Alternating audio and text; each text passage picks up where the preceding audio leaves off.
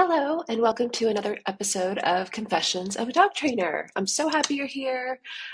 This episode, I think, is going to be really helpful for you. And I'm going to go ahead and start with the title, even though you saw it on probably when you clicked on the title. But I just came up with it. Four mistakes to avoid when using the e-collar to work through reactivity. First, I wanted to do a little dog trainer confession, and I'm hopeful that this either helps another trainer out there feel less alone, or sometimes, like when, let's say, if I'm following people who, I want to get better at working out and I want to see more exercises with lifting weights. I've been lifting weights more with Bobby. It's been a really fun outlet and hobby for us. And so I like following people where it like inspires me, but I also like hearing um, about things behind the scenes or I don't know, little things that maybe you don't see people share all the time. And so this is kind of one of them. Um, I don't love being an e-collar dog trainer. Now, what I mean by this is a lot of times dog training can feel like politics, where it's like there's one side against the other side, and it can feel very hateful at times. And um, I think my personality, I try to stay away from uh, things that can lead to a fight or argument as much as possible. Um, and with e-collar training, there's just so many people who are very much against it. And I was just kind of reminded of that this morning, so we have a private Facebook group for owners, and any of you can join if you are using the e-collar or you are interested in getting into e-collar training. And I think I might need to change that to you're just starting with the e-collar or something, because I want it to be a very safe space for owners so that they can ask questions, judgment free as much as possible, and definitely no anti e-collar people, because um, we all know how judgy people can be, and if they don't understand how great this can be, it's hard for some people to understand it. And I got an email from someone, which I really appreciate. Kelly, thank you so much for sending it to me, letting me know that someone from the group private messaged her who's anti e-collar and was recommending a purely positive dog trainer, whatever. And right away, I got like a weird feeling of like someone infiltrated the group. It just felt very strange. It was like I feel very protective of the owners in that group, and I'm trying to be more active in there and doing weekly challenges and all of that. But it just started bringing up those feelings of like, oh, like sometimes being an e-collar trainer totally sucks, especially if you're someone who's going to put yourself out there a lot and share a lot about this. Like this podcast is mainly, you could call it an e-collar podcast pretty much, because I want it to be an added resource for those of you who are e-collar training your dogs. Maybe you've been through a board and train. Maybe you have used our e-guides, our training guides, and you need some extra reassurance. And maybe everyone learns things differently. And I find you all cannot hear this stuff enough, because over the past 5-6 years, I've been talking about this stuff a lot. But I think sometimes you just have to hear it over and over for it to really click. Like I've been getting some messages from you all, which I love so much. Thank you for reaching out to me and messaging me on Instagram, letting me know that or you can email me if you find my email. I really appreciate it. It's just such great feedback, and it's very encouraging, because sometimes it can feel like it can feel not, I'm not scared to share about e-collar stuff, but it's just kind of like a little, like when, if you hear one negative thing and maybe your whole life, let's say your parents have told you how great you are, you're so amazing. And then one day in middle school, I don't know why I'm going to middle school. Those of you who didn't like middle school like me, you'll be able to relate. One person says one negative thing about you, and then that sticks with you. Do you know what I mean? It's like that negative thing. My dad always used to say, our brain is like negatively biased, and it leans towards the negative. It's just easier to do that because I think it's easier to believe the negative stuff rather than the positive stuff. Like me, I grew up feeling like, well, don't brag, don't talk about how great things are, or I still struggle with that sometimes. So when I hear, thank you so much, the e-collar starter guide has changed my life. I mean, I don't know, things like that.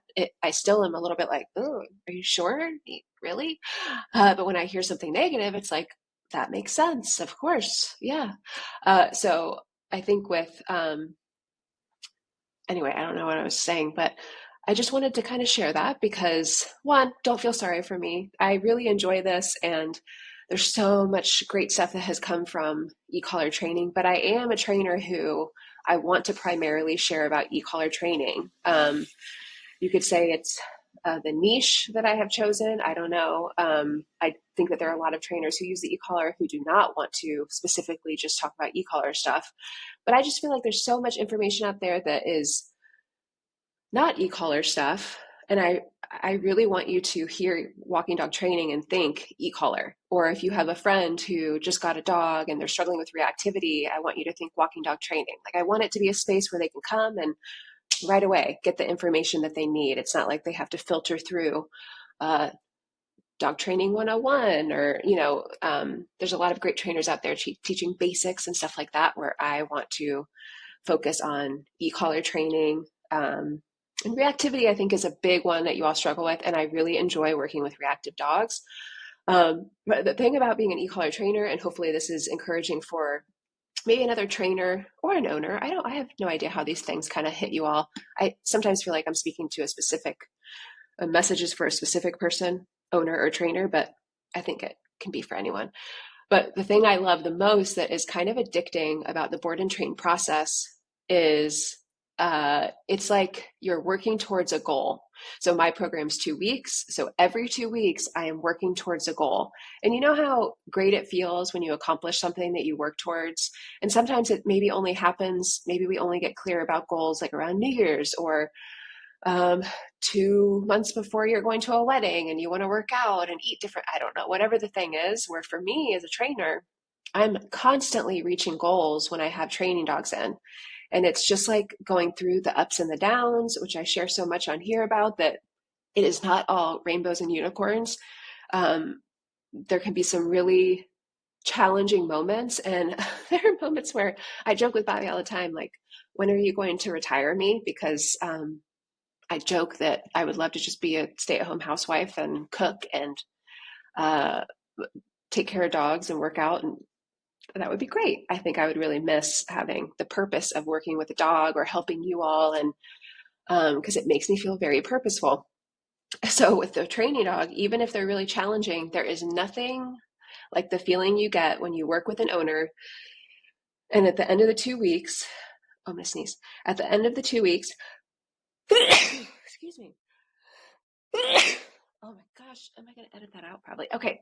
The end of the 2 weeks when I'm walking with an owner with their dog at the go home session, and they weren't able to walk past other dogs with their dog. Let's say their dog is reactive, and they're finally able to walk past another dog, and it is life changing. And it always is such a good reminder to me about why e-collar training is so transformative. And no matter what anyone says, no matter what anyone thinks, because most of the time when people have negative assumptions about e-collar training or negative biases against it, it's because they've never experienced that. They've never experienced the process of working through these problem behaviors and yes, correcting for things. And yes, it can be uncomfortable. And that's my least favorite part of it, but it gets you to the place where you can enjoy more with your dog. And I am an owner trainer. I always think about an owner's goals. I want the owner to feel more confident with their dog. Do I love dogs? Yes. But the owner piece of it, that is everything. I feel like that is the goal I'm working towards, is that feeling an owner gets when they feel more confident and they can, I mean, it's just so, this is what I want for you all listening, you working with your reactive dogs. I want you to look forward to seeing other dogs. I don't want you to have to avoid dogs for the rest of your life. And it is possible because I see it all the time. And I'm not a magician. That's why also sharing all of these things in the podcast, I think I'm hopeful it kind of, you know, helps you see that it's possible for you too. You can do this. And there will be moments where it feels uncomfortable or it will feel like, you need some reassurance, and you can always set up a virtual coaching call with me. I'll link that in the show notes as always. But it is worth it. Okay. So that was my little, because this is called Confessions of a Dog Trainer. And sometimes I'm like, I'm not really ever confessing, even though I feel like this is a space I can be like vulnerable and like share more stuff. And I think that's good enough. I don't always have to have a confession, but I'll try. Okay, so as always, let's start with a little ode to my dad, Joe Mangaskell, who, if you're watching the video, he's my screensaver. I think he will be for a long time. It just makes me happy seeing him. And this is his coffee cup I just got, which I just got back from visiting my brother, sister-in-law, and my niece and nephew. It was so much fun. I think I was born to be an aunt, by the way. Anyone else feel this way? It was so fun. I feel like I am very childlike. And one of my favorite moments during the trip was when we were walking in a trail, and my niece Addie, she was walking next to me, and she went and like patted my shoulder, and she looked up at me. She was like, "It is so nice having someone here that's just as childish as me." And then I joked and I yelled her mom's name is Melanie. And I was like, "Melanie, Addie's calling me childish," like to tattle, to really be like, "Yeah, you're right. I am childish," but it lets me be childish. And I think it's I don't know, it just felt so fun. And my nephew Jack, he's really into basketball, so I need to start watching Boston Celtics basketball games, so that I can talk with him more about that. Because he asked me who my favorite NBA players are, and I was like, Michael Jordan, but he's not playing anymore, so I need to be relevant, So I'm going to start doing my homework as an aunt. Anyway, okay, so to my dad, this was his coffee cup I got from up there. Melanie let me have it, which was so nice. It's a master's cup. I don't think he's been, I don't know, but I've got my cup of Joe. I'll wait for you to get yours. So a little hello to my dad that we do. Oh, my hair looks, I'm not used to my short hair yet. Okay, so let me get my notes. First, I wanted to give a couple shout outs because I don't know if this will make you feel weird or it will make you feel special and sparkly and just give you a little extra bounce in your step, just knowing that I see you, I hear you, and I appreciate you. So first, Kelly sending me the email today, thank you so much. I really appreciate that, because anyone who's in the Facebook group, and I'll link that below too, y'all can join. And then if anyone is negative towards, well, this person wasn't really negative towards her, but if you find that anyone is anti-e-collar, anti-tools, let me know. I don't see everything.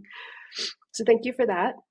A message from Kelly L, who sent me a message on Instagram, and she said after listening to the podcast, she felt pumped to get out there and work through the reactivity with her dog. Love that.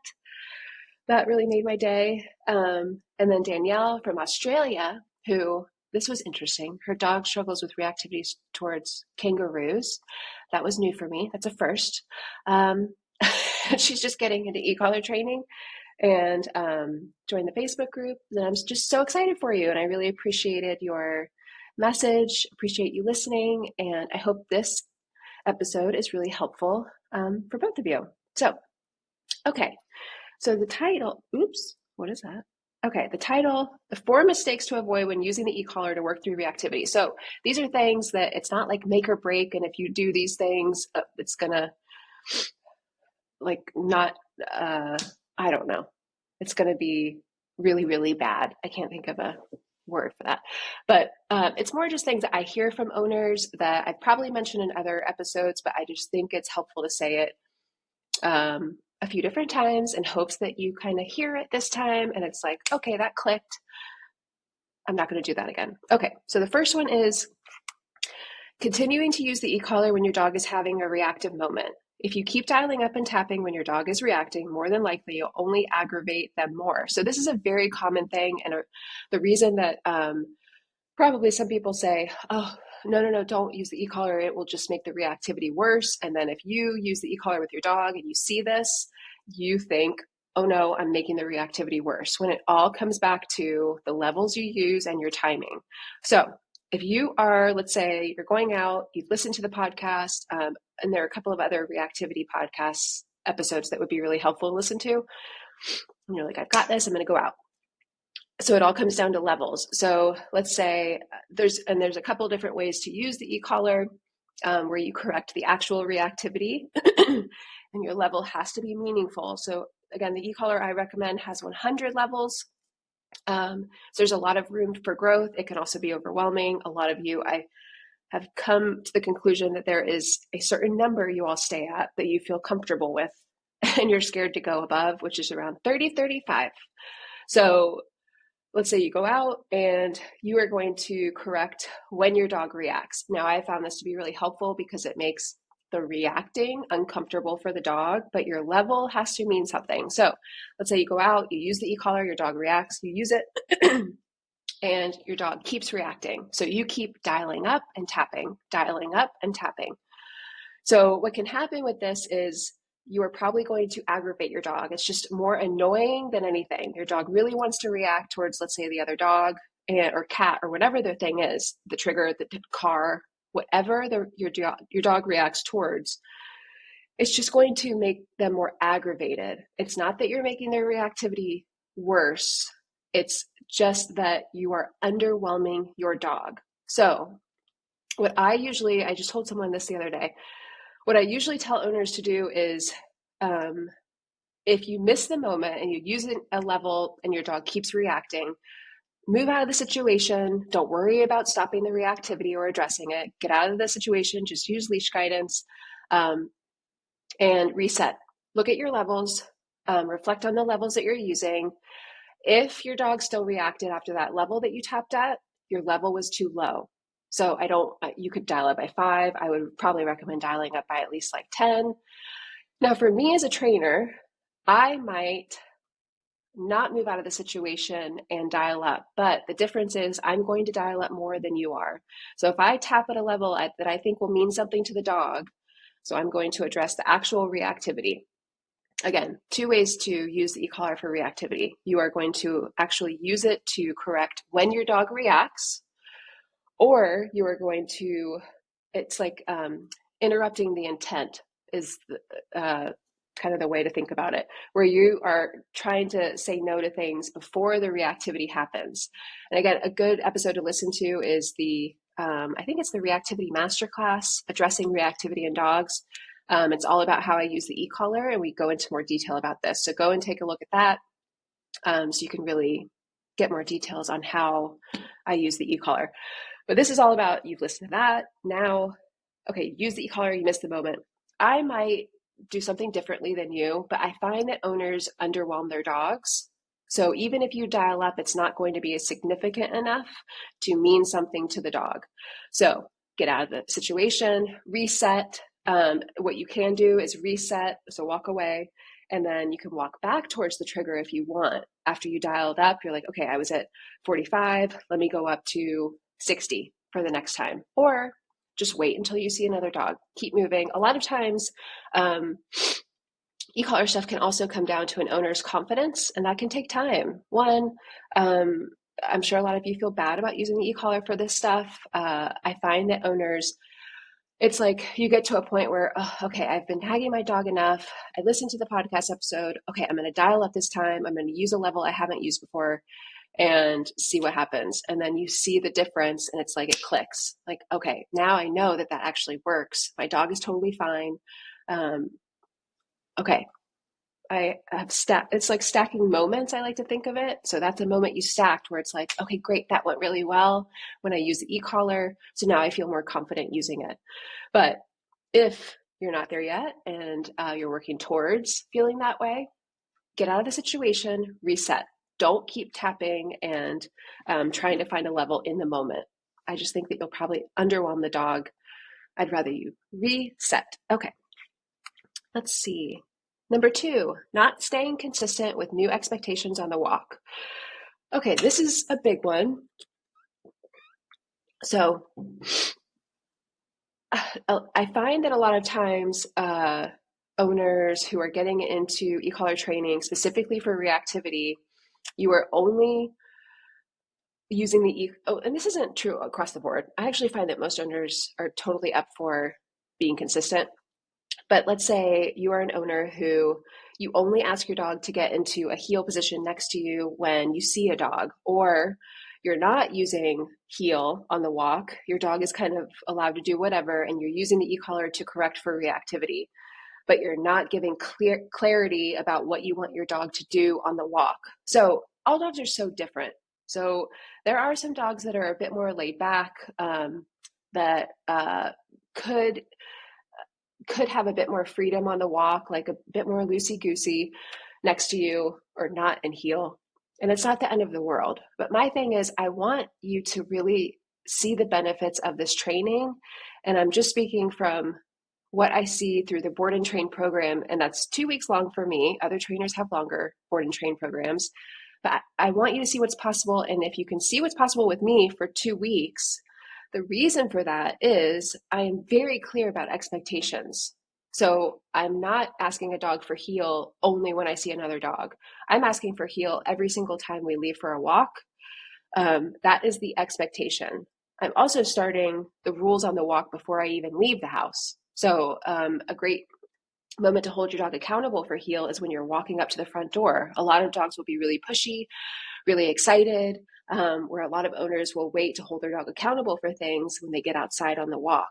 But if you think about, the walk starts even before you leave your house because you really set the tone before you leave the house. That can make a big difference. So if you're someone who you really want to get a hold of the reactivity, you are ready to commit to it and make some big changes, you want to stop struggling with it, think about how consistent you're being with the rules on the walk. Does your dog know what's expected? The thing that I find with dogs is that clarity is the most important thing for them. I find a lot of dogs, there's not a gray area. You know how, like, as people, we can have clear rules, but I just always think about food and like working out as a way to relate. So if I am really trying to get in shape and I'm going to change how I'm eating, and I just want to feel better in a bathing suit. So I could have a piece of pizza on Thursday night and it's not going to throw everything off because that's my gray area. That's like, okay, I'm going to treat myself tonight, but tomorrow I'm going to get back to it. And this is my treat. Dogs, they really think in black and white. It's more, if you are inconsistent with heel on the walk, it's going to be confusing for them. And I think a lot of owners think that heel for dogs is like very constricting and, well, they're not having fun sniffing. But if you are working through reactivity and your goal is to be able to walk on the walk, walk your dog and not worry about, not get panicky when you see another dog, being clear with your dog about expectations and having heel as the go-to expectations 95% of the time, you will see a big difference with your dog. And it really is the most kind thing you can do. I don't think it's fair when people are very inconsistent, but they're expecting their dog to just know, like, well, you shouldn't react anymore. Because we started e-collar training, and sometimes I have you in heel. Like, don't you know? No, dogs don't know. And they want to react. Reacting is fun, not fun for us. So we have to provide the rules. So stay consistent as possible. It does not mean being perfect. Give your dog some time to sniff and then get back into heel and just make it the go-to thing. And before you know it, your dog will do it without you asking. It will be the new norm. And that kind of clarity and that kind of where your dog just like knows what's expected now, then you can give some more like sniffing time if you want, but you have to be consistent in the beginning. It just makes a huge, huge difference. Okay. Number 3, continuing to use the same levels on the e-collar and expecting different results. So this is for those of you who have been using level 35 for reactivity and you haven't been dialing up. So again, the e-collar levels is everything when it comes to reactivity. It's not the e-collar that changes the reactivity or helps you address it in an effective way. It is the levels you are using. So again, go take a look at that or re-listen to it if you listened to it before, and maybe it's going to take a second time listening to it. I think it's the Reactivity Masterclass, Addressing Reactivity in Dogs, where I talk in detail about levels and all of that. But if you have been using the same level over and over, I recommend and I would encourage you to dial up on the next walk. Let me know how it goes. Message me on Instagram. Let me know that you listen to this podcast episode too, so that I know you're doing your work, because that's another thing too with working through reactivity and e-collar training. there's a lot of like work you have to do as an owner, listening to this podcast, reading through our training guides or someone else's training guides. I don't know what other trainers are. I'm sure a lot of other trainers have resources, or setting up a coaching call with your trainer or me. Doing your part will help you feel more confident with helping your dog the best you can on your own, because there's so much you can do on your own, but it's also okay to ask for help. Okay, I need to let Sadie out.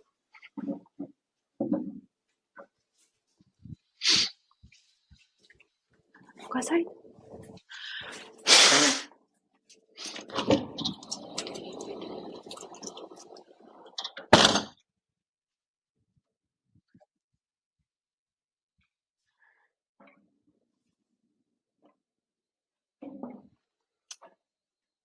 Okay, and I also don't know, I wish I could tell you exactly what levels to use or how much to dial up.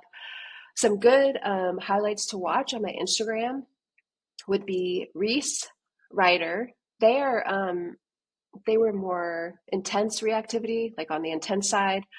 And I think I shared a lot about the levels I used. Rocky would be another good one.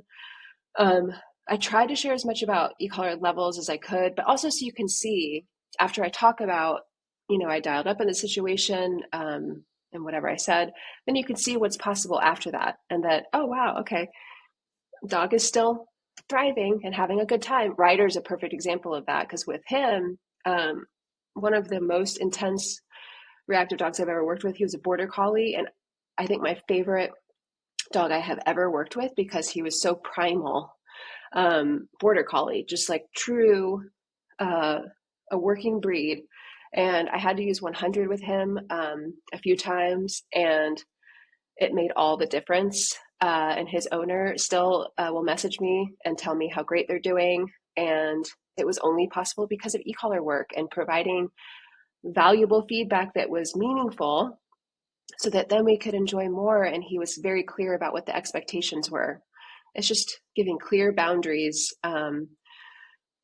with dogs, and it's just really helpful. So those I would listen, I would watch. Brody is a little further back, but he was a little dog, reactive example, reactive dog, a little Westie, who I love. And yeah, just watching through those, and I'm pretty sure I talked about levels, and maybe you'll catch something that's like, oh wow, that makes so much sense. I don't know, who knows, but it's worth mentioning. Okay, and then number 4, only addressing reactivity on the walks, but not in your home or car or vice versa. So if you're struggling with reactivity, I really want you to look at the big picture.